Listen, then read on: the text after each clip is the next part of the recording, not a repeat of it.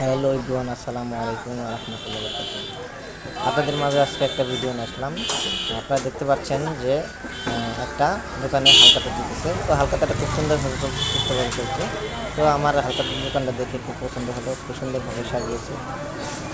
তো যাই হোক, আমার একটা মন চাইলো যে আমি একটা ভিডিও করে নিই। হালখাতা যেহেতু অনেকজন লোকজন খাচ্ছে, তো হালখাতা খুব সুস্থভাবে চলছে। আপনারা দেখতে পাচ্ছেন যে এটা কিসের দোকান।